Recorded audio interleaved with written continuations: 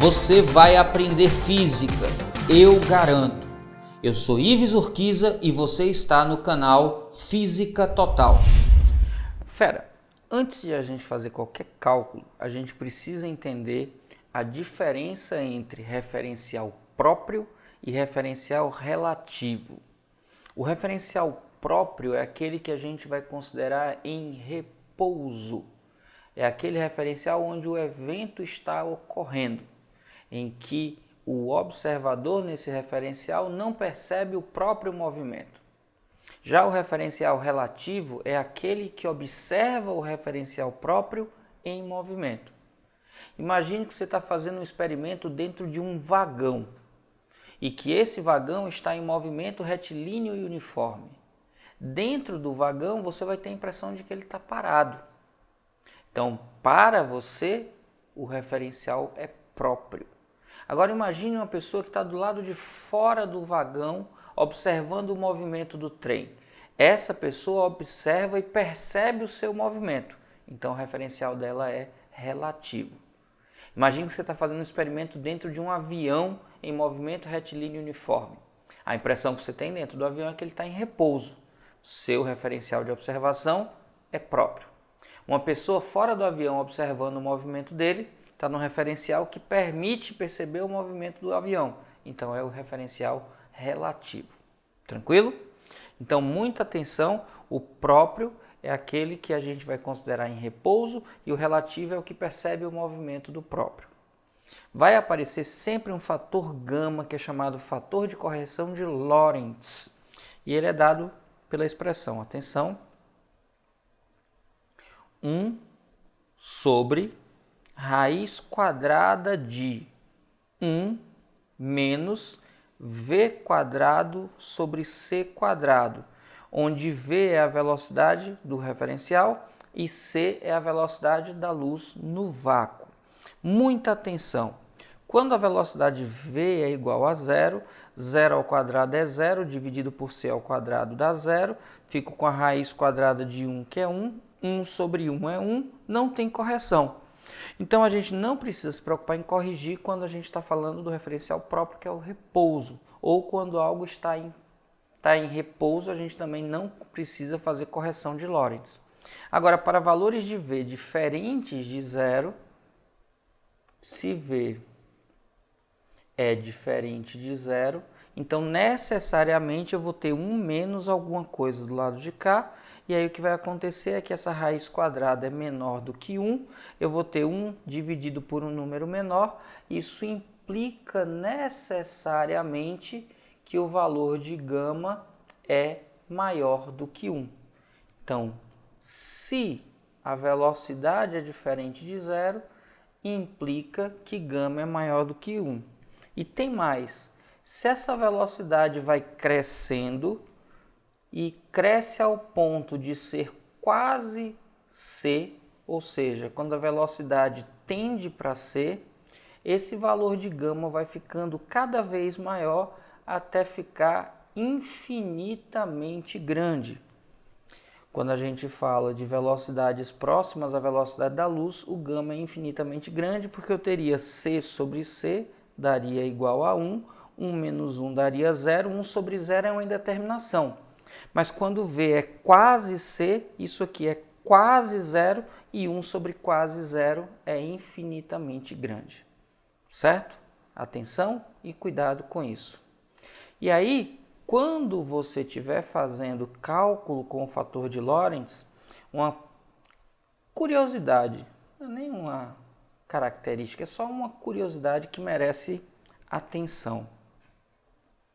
É que você vai perceber que muitos problemas vão falar da velocidade v como sendo uma fração de c. E normalmente aparece ou 0,8 ou 0,6. Se a velocidade c for 0,6 vezes o valor de c, você vai achar gama igual a 1 sobre 0,8. E se a velocidade v for igual a 0,8 vezes c, você vai encontrar o valor de gama como 1 sobre 0,6. Então, atenção, porque esses são os valores mais cobrados em questões. Sempre que você tiver 0,6, aí você vai ter 0,6c ao quadrado, simplifica c com c, 0,6 ao quadrado dá 0,36, 1 menos 0,36 dá 0,64, raiz de 0,64 dá 0,8. Então, quando o 0,6 aparece multiplicando c, o 0,8 aparece dividindo 1. A mesma coisa acontece se o 0,8 estiver multiplicando c. Quem vem aqui para baixo é o 0,6 e você vai ver muitas questões em que isso aqui acontece. Tranquilo? Fera, agora que a gente já sabe referencial próprio e referencial relativo, imagine a seguinte situação. Tem uma pessoa dentro de um trilho que vai observar o disparo de um laser. E esse laser vai bater num espelho que está no teto. E aí quando bate no teto, volta para o laser e a gente começa a medir intervalos de tempo do tipo tic-tac. Quando o laser toca o espelho faz tic, quando volta e toca aqui no emissor faz tac. Então fica tic-tac, tic-tac, tic-tac, para poder fazer um relógio usando a ideia de luz. O que acontece? Aqui dentro desse referencial, quem está observando, como está no mesmo referencial que o experimento, vai ver a luz se deslocando em linha reta na vertical, tocando no espelho e voltando. Agora, uma pessoa que está fora do trem, se esse trem se deslocar com a velocidade v, no início do experimento o espelho vai estar em uma posição. No final, quando a luz bater no espelho, esse espelho vai ter se deslocado aqui para o lado. E para essa pessoa que está aqui fora, a luz vai sair aqui de baixo e chegar aqui em cima. Então ela vai estar inclinada aqui, ó. O que significa que para quem está dentro, a luz percorre uma distância que corresponde à altura. E para quem está aqui fora, a luz percorre uma distância que corresponde a essa linha inclinada. Ora, como a velocidade da luz é a mesma para qualquer referencial inercial, mas os tamanhos percorridos pela luz serão diferentes. Ora, se eu tenho a mesma velocidade com tamanhos diferentes, a gente já sabe que os tempos para percorrer vão ser diferentes. Essa pessoa que está dentro do trem não vai perceber esse movimento dele, por isso é o nosso referencial próprio. Já essa pessoa que está aqui fora vai perceber o movimento do trem, por isso é o nosso referencial relativo. E aí o que é que acontece? O que acontece é que o relógio que está aqui fora e o relógio que estão aqui dentro vão medir tempos diferentes. Aqui dentro tem um ΔT1 chamado intervalo de tempo próprio e aqui fora vai ser medido um intervalo de tempo relativo.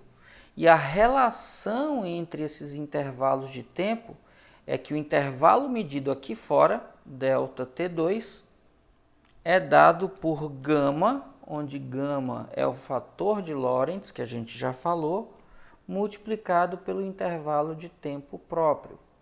Ou seja, a medida de tempo para o mesmo fenômeno que a luz bater no espelho vai ser diferente para quem está dentro do próprio e para quem está no referencial relativo.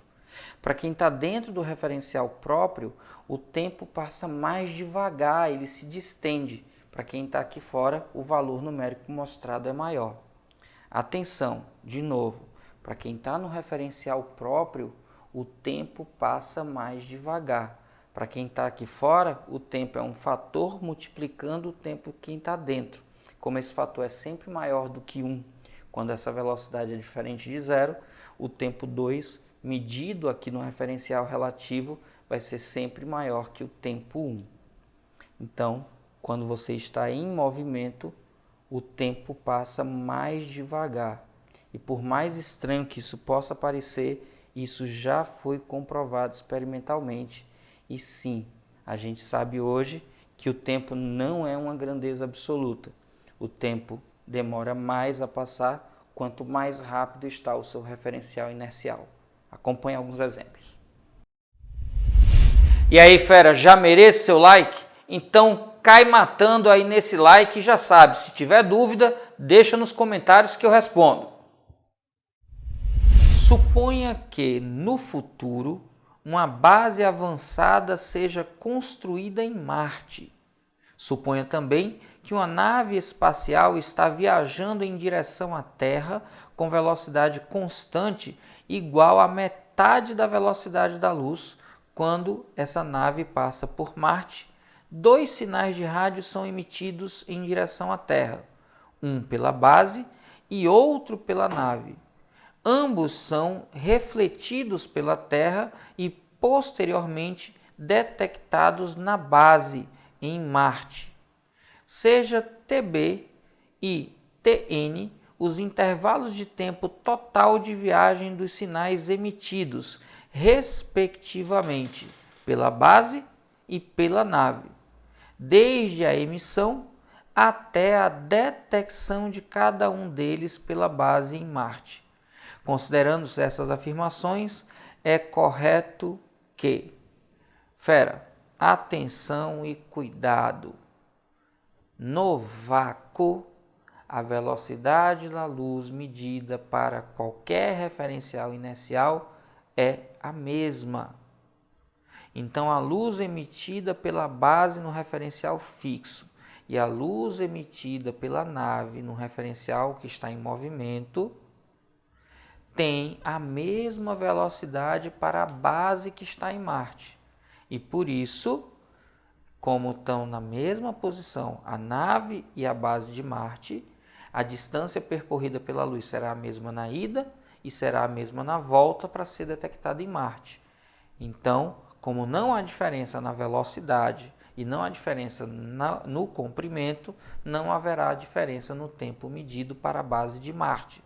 Independente da velocidade da nave, a velocidade da luz no vácuo será a mesma para o referencial de Marte. Logo, os 2 tempos, tanto do raio que sai da nave quanto do raio que sai da base em Marte, serão os mesmos medidos em Marte. Então, a alternativa correta é a letra B de detona, fera. Esse é seu ano. Vamos juntos. André está parado com relação a um referencial inercial e Regina está parada com relação a outro referencial inercial que se move com velocidade vetorial constante em relação ao primeiro. O módulo dessa velocidade é v. André e Regina vão medir o intervalo de tempo entre 2 eventos que ocorrem no local onde esta, no caso Regina, se encontra. Por exemplo, o intervalo de tempo transcorrido entre o instante em que um pulso de luz é emitido por uma lanterna na mão de Regina e o instante em que esse pulso volta à lanterna após ser refletido por um espelho. A teoria da relatividade restrita nos diz que, nesse caso, o intervalo de tempo medido por André está relacionado ao intervalo de tempo medido por Regina através da expressão tempo de André é igual a gama vezes tempo de Regina. Nessa relação, a letra gama denota o fator de Lorentz. O gráfico abaixo representa a relação entre gama e V sobre C, na qual C é a velocidade da luz no vácuo. Imagine que, realizadas as medidas e comparados os resultados, fosse constatado que o tempo de André é igual a 2 vezes o tempo de Regina. Usando essas informações, é possível estimar-se que, para se obter esse resultado, a velocidade v teria de ser aproximadamente... a gente pode, por simples observação no gráfico, perceber que quando gama, que está no valor da vertical, é igual a 2, lá no gráfico eu tenho um ponto que está entre 0,8 e 1. 0,8 é 80%, 1 é 100%. Então eu teria entre 80% e 100%. Só uma das alternativas nos diz isso. Mas e se eu não tivesse o gráfico, eu conseguiria resolver essa questão? Sim, conseguiria utilizando o fator de Lorentz, como a gente vai fazer a seguir. Acompanhe. Dá uma olhada aqui no gráfico, só para confirmar o que a gente acabou de falar. Está dizendo aqui que o intervalo de tempo de André é 2 vezes o intervalo de tempo de Regina. Esse 2 aqui corresponde ao nosso coeficiente de Lorentz. Quando a gente olha aqui na vertical, o 2, e a gente passa a linha, a gente vai ver que encontra no gráfico um ponto que está entre 0,8 e 1. Ora, 0,8, se eu transformar em percentual, é 80%. 1, se eu transformar em percentual, é 100%. Isso quer dizer que para o gama da 2, eu teria que ter o valor da razão entre a velocidade do corpo e a velocidade da luz entre 80% e 100% da velocidade. Ora, isso significa que a única alternativa correta seria da letra B, que fala de 87% da velocidade da luz no vácuo. Mas e se eu não tivesse o gráfico, tivesse só essa expressão? Daria para resolver? Claro que sim. Lembrando que o nosso gama é igual a 1 sobre a raiz quadrada de 1 menos v ao quadrado sobre c ao quadrado, e se o nosso gama é igual a 2, tudo que a gente tem aqui é que resolver essa expressão. E aí, para resolver essa expressão, uma das estratégias que a gente pode fazer, por exemplo, é elevar os dois membros ao quadrado. Elevar gama e elevar o 2. Ora, só que elevar gama é elevar tudo isso aqui ao quadrado. E aí eu fico com 1 ao quadrado, que é 1, tudo sobre a raiz de alguma coisa ao quadrado, tiro o que está dentro da raiz, fica 1 menos v ao quadrado sobre c ao quadrado. Como eu tenho uma incógnita, o correto seria colocar isso aqui dentro de módulo. Mas como eu sei que isso aqui é necessariamente não negativo, eu não preciso colocar em módulo. E isso se iguala a 4. Mudando de membro, 1 vai multiplicar 4 e menos 4v ao quadrado c ao quadrado vai multiplicar 4. Então eu vou ter produto dos meios é igual ao produto dos extremos, 4 vezes 1 é 4, menos 4 vezes v ao quadrado sobre c ao quadrado é igual a 1. Aí olha só, mudando de membro esse 4v ao quadrado sobre c ao quadrado, ele vai passar positivo, mudando esse 1 vai ficar negativo, e eu vou ter 4 menos 1 é igual a 4 vezes v ao quadrado sobre c ao quadrado. Passar uma linhazinha aqui. 4 menos 1 é 3. Como a ordem aqui não altera a igualdade, eu posso escrever 4, que multiplica v ao quadrado sobre c ao quadrado, é igual a 3. 4 que está multiplicando eu posso passar dividindo, e aí eu fico que v ao quadrado sobre c ao quadrado é igual a 3 sobre 4. Como eu quero encontrar a relação entre v e c, e os dois estão ao quadrado, eu posso extrair a raiz quadrada aqui dos dois membros. E aí olha só o que é que acontece.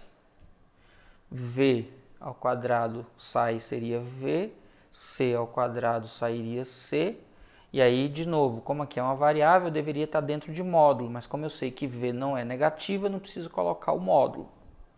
Eu fico do outro lado com raiz quadrada de 3, tudo isso sobre a raiz quadrada de 4, que é 2. A raiz quadrada de 3 é perto de 1,74, é 1,73 alguma coisa. 1,74 dividido por 2 daria 0,87, então eu posso dizer que isso é aproximadamente 0,87 e ficar então que a velocidade do corpo, no caso a velocidade de Regina, deveria ser 0,87 vezes a velocidade da luz no vácuo, para que o tempo medido por André fosse o dobro do tempo medido por Regina. E a alternativa que diz isso para a gente é a alternativa da letra B, B de boazinha, tranquila, simples aplicação. Lembrando, bastava olhar para o gráfico e perceber isso aqui. Tranquilo? Tico e Teco são dois irmãos gêmeos que têm 10 anos de idade e são idênticos. Certo dia, Tico partiu de casa numa nave espacial viajando a uma velocidade 0,8 c e fez uma viagem que durou 12 anos ida e volta, medido no relógio da nave. Assim, quando Tico retorna à casa, entra na sala, senta ao lado de seu irmão no sofá e percebe que o irmão está... Atenção, fera. Como nesse problema a gente fala de ida e volta, Se a gente fosse ser rigoroso com o que se fala na teoria da relatividade, a gente não poderia considerar a relatividade restrita, porque para ele ir e voltar, em algum momento ele acelerou o seu movimento. Ele precisou retornar, inverter o sentido. Então tem aceleração envolvida e isso influenciaria no resultado. Contudo, como ele não fala sobre essa aceleração, ele considera como se a velocidade fosse constante, a gente vai usar a dilatação do tempo e o fator de Lorentz para resolver essa questão. Tranquilo? Acompanhe. Fera, considerando que é válida a dilatação do tempo de acordo com o fator de Lorentz, Tycho foi quem mediu o tempo da sua viagem. Então, o referencial de Tycho é o referencial próprio. Teco o recebeu, então observou o fenômeno da viagem. Então, é o referencial relativo para o tempo. Substituindo aqui o valor de V, 0,8 vezes C. Tem uma dupla, 0,806. Quando o 0,8 aparece multiplicando C, no final, gama vai ser 1 sobre 0,6. Quando o 0,6 aparece multiplicando C, a gente vai ter no final gama 1 sobre 0,8. É só conferir. Gama aqui, ó, 1 sobre raiz quadrada de 1 menos, aí eu venho aqui 0,8 vezes C, tudo isso ao quadrado sobre C ao quadrado. Como C vai ficar ao quadrado, eu vou simplificar, vai sobrar o 0,8 ao quadrado. 0,8 ao quadrado é 0,64. Então, eu tenho 1 sobre a raiz quadrada de 1 menos 0,64. Ora, 1 inteiro menos 0,64 dá 0,36. A raiz quadrada de 0,36 é 1. Aqui a raiz quadrada de 0,36 dá 0,6. Então, quando o 0,8 está multiplicando C, eu tenho 0,6 dividindo 1 aqui no fator de Lorentz. Pronto, encontramos o valor do fator de Lorentz, mas o que ele quer é a relação de idade entre os irmãos. Ora, a gente tem que o intervalo de tempo relativístico, que aqui é o tempo 2, que é o tempo para Teco, é igual ao coeficiente vezes o intervalo de tempo próprio, que é o 1, que é para Tycho. Isso quer dizer que o tempo medido por Teco para a viagem, delta T2, é igual a 1 sobre 0,6 vezes o tempo medido na viagem por Tycho, que foi de 12 anos. Quando a gente faz esse cálculo, aqui o 12 é o mesmo que 12 dividido por 1. A gente vai ter que o delta T2, que é o tempo medido por Teco, vai ser igual a 1 vezes 12, 12, sobre 0,6 vezes 1, que é 0,6. Como eu tenho uma casa decimal, para tirar essa vírgula, eu vou multiplicar por 10 aqui o denominador. E se eu multiplico o denominador, eu tenho que multiplicar também o numerador. Eu fico, então, que o intervalo de tempo 2 seria de 120 dividido por 6, que daria 20 anos. Ou seja, no referencial do Tycho, a viagem durou 12 anos. No referencial do Teco, durou 20 anos. Então, são 8 anos a mais para o Teco. O que significa que no referencial do Teco se passaram 8 anos a mais do que no referencial de Tycho. Isso significa que o Teco estaria 8 anos mais velho do que Teco. O que significa que a alternativa correta é a letra B. B de boazinha, tranquila, fácil quando a gente sabe o que fazer.